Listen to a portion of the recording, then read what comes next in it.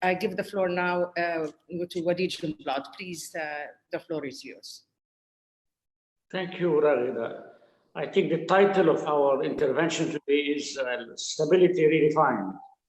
Now, yes. Start with Lebanon, if you don't mind. Well, I wonder when Lebanon was stable during the last 50 years, maybe at the time of Fuad Shihab, and paradoxically speaking, maybe at the time of between 1989 and 2000, at the time of the Syrian presence or occupation, call it whatever you like. Now we are on the verge of total instability, not because of Corona, because of economic disaster and our fault of our governance, which was very bad. Going to Syria, Syria is going to total instability.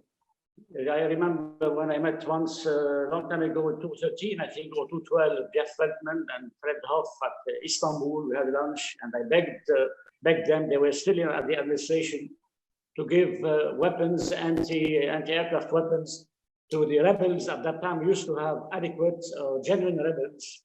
Well, it did not happen. Obama then hesitated and said no, and came the hordes of Islamists and every other people, and the Syrian revolution was betrayed.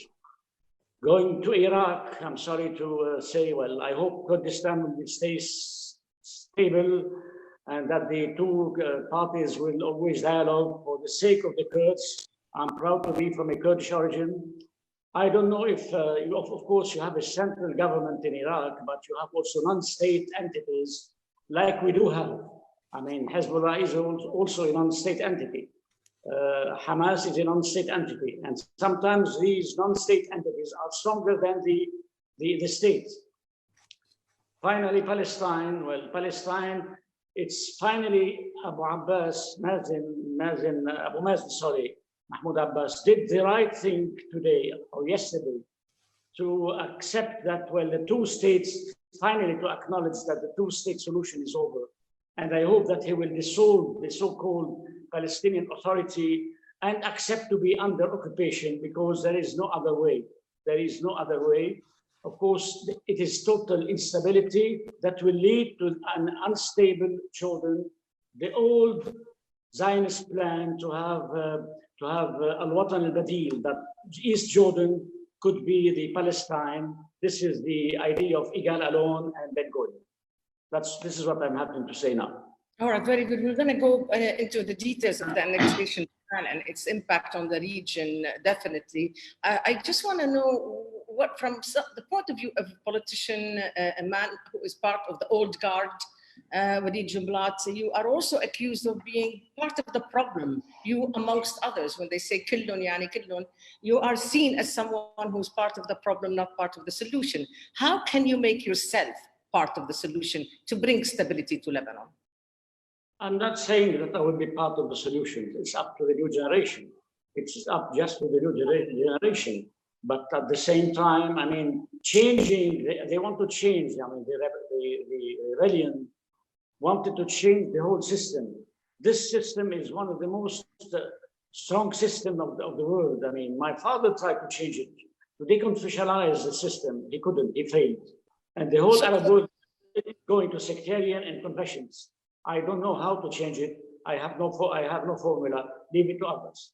But are you for changing the system, the political and economic system in the country? Are you for it? I'm for reforming the actual liberal system of Lebanon. Yes, reforming, drastic reforms, but not to abolish this system. We are on the eve of the 100th anniversary of the Grand Liban, created by Guru. Now you have people inside the government and outside that would like to nationalize the banks, that would like to destroy the banks, that would like to have a new Lebanon like the Syrians did in 1963 when they abolished everything, the Ba'ath Party in 1963. Let me just tell you or answer it in my own way. There is already a war between the United States and Iran on Lebanese soil. It is an economic war. And I called Jeff Feldman, I called him just after the revolution, and I told him, if I'm not mistaken, that, well, if you think that you can weaken, I mean, if an American administration think that they can weaken Hezbollah by imposing sanctions on Lebanon, Hezbollah will not be weakened, will be, as Lebanese, as collateral damage. Yeah. Now, this is my opinion. This was my opinion. This is still my opinion. Now it's up to us as Lebanese government to be transparent, able to deal seriously with the IMF, with the World Bank, but this is conditioned by, of course, American approval. Second, I mean, the Iranians a long time ago, after the failure of the Arabs, long time ago, took the banner of Palestine. Rightly or wrongly, that's something else. But they took the banner of Palestine on the soil of Lebanon, and and they had their own, let's say, legitimacy. Now, will this lead? This actual tension will lead to a war? I also don't know. But there's always possibilities. Always possibilities. Nobody knows about the aggressive character of the Israeli administration, like we used to know for decades, war after war, invasion after invasion. What is your opinion, nevertheless, Jنبلاط, of using Lebanon as the springboard to answer the Israelis, to respond to the Israelis' annexation of the West Bank?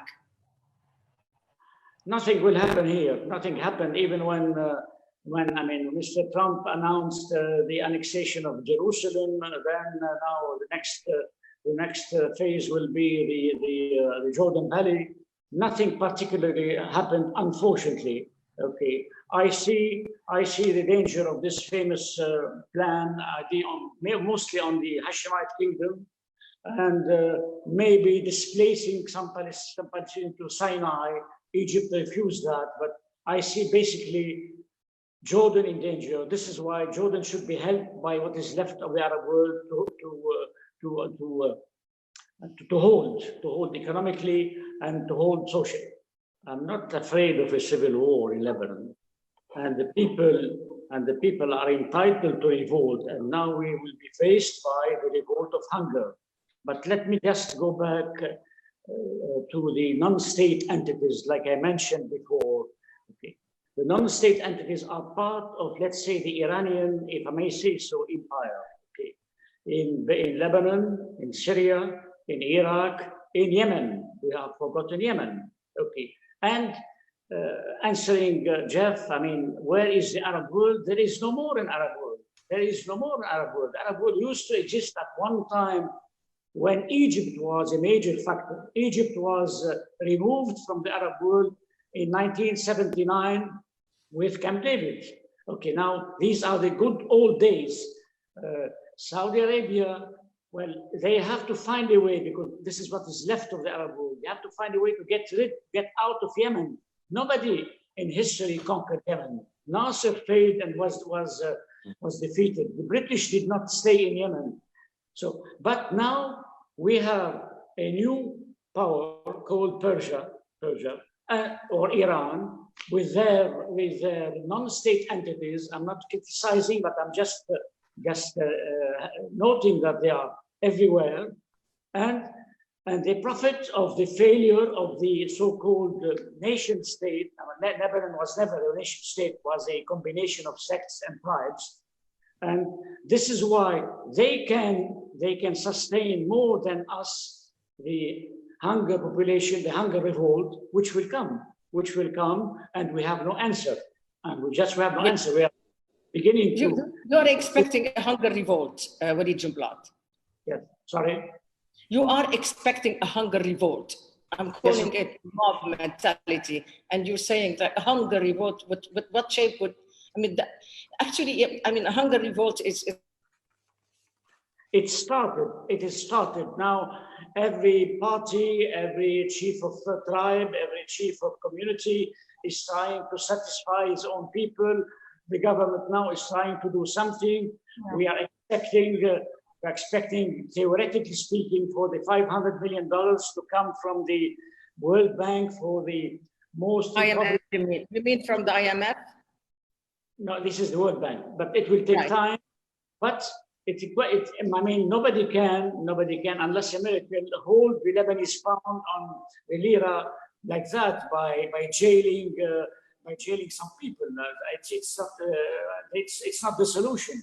The solution is major political and economic reform, which I think it's difficult for nowadays. So you don't expect the IMF to be satisfied with Jublat if there is no economic and political reform in the plan, particularly submitted by the government. The IMF is expected to say sorry, but no sorry. Is this what you are thinking with Jublat? Please, will you correct me if I read you correctly? Some people in the government, they think that they can get 10 billion from the IMF and 10 billion from CEDAW. This is bullshit. This is bullshit. Because of Corona. I mean, now you have so many nations pledging for IMF aid, and IMF is putting conditions. We have to apply these conditions, reforms. Up till now, we are in the second session of discussion. It will take time, but time is running. People we don't have time. 2008, there were major blunders and committed by, of course, Hezbollah. But Hezbollah did answer back to a major blunders committed by our side. And this is one day maybe we'll have a special session on what happened at that time. Now it's just impossible, Jeff, to say theoretically control your borders, control the harbor, etc., without the compromise with Hezbollah. It's impossible. I'm sorry, it's impossible. It's just impossible because it's a fact that this non-state entity is side by side the Lebanese government. So either we leave the Lebanese, the Lebanese who believe in Lebanon as a collateral damage because of your policy of sanctions against Iran, or we think about how to help this part of Lebanon, not the Hezbollah. I think early elections is a waste of time. I think now we have to see how to solve our economic problems, to try to fix up an adequate reform plan accepted by the IMF and the World Bank. Let me just say this sentence. I just don't agree with you, Amir, about the famous superiority of the Israelis. I was in Beirut during the siege of Beirut, and they are not superior, the Israeli soldiers. We chased them out. The Palestinians fought very well, and the people of the south of Lebanon, Hezbollah or Amal or others, fought very well. They can destroy, they can kill, but they cannot win. They will not win over us. Okay, now going back to Lebanon, elections with this law, with this confessional law, is useless. Are we going to be able, the new generation, one day, to have a non-sectarian Lebanon, the non-sectarian Lebanon that my father fought for, 30 years ago? I don't know. I wish them good luck. But I don't know.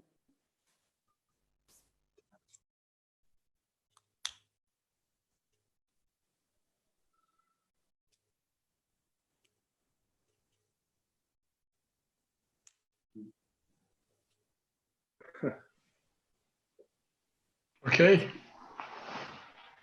Thank you. I'm no more speaking. Are you waiting for me? Yes, we are waiting for you to finish. I finished. I said, good luck. If they can change, I hope so, because it's the only way to get out of this tribal system. It was never a nation state. It was created by the French in 1920.